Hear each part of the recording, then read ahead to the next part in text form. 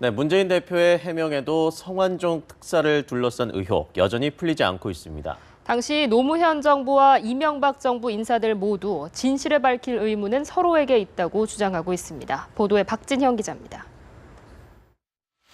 노무현 정부에서 2차례 특별 사면을 받은 성완종 전 회장. 그 자체가 이례적이지만 특히 논란이 되는 부분은 2007년 말 정권 교체기에 단행된 2차 사면입니다. 당초 12월 28일 74명의 특사 명단에 없었지만 사흘 뒤인 12월 31일 명단 발표 직전에 유일하게 추가됐습니다. 성 전 회장이 대선 한 달 전 상고를 포기한 뒤 수차례 시도에도 법무부의 반대로 포함되지 않았다가 뒤늦게 들어간 겁니다.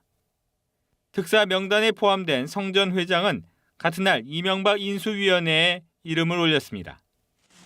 노무현 정부 인사들은 두 전 대통령의 만찬이 있었던 12월 28일 이후 성 전 회장이 사면 대상에 포함된 사실을 주목해야 한다고 강조했습니다.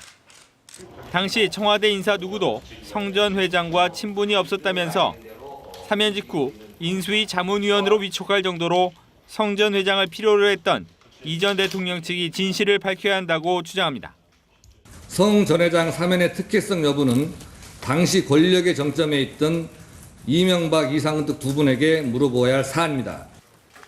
새누리당은 참여정부 인사가 연루된 횡담도 비리 사건에 성 전 회장이 도움을 줬기에 사면 필요성이 있었다고 반박했습니다.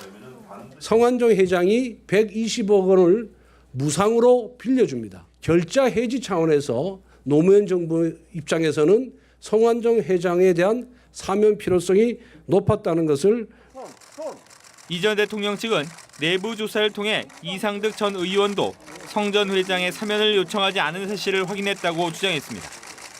그러면서 사면 요구를 받았다고 주장한 쪽에서 누구에게 어떤 경로로 전달을 받았는지 밝히는 게 순서라고 강조했습니다. 양측이 같은 입장을 반복하며 진실규명의 키를 서로에게 넘기고 있는 만큼 의혹 해소는 쉽지 않을 전망입니다. 연합뉴스 TV 박진영입니다.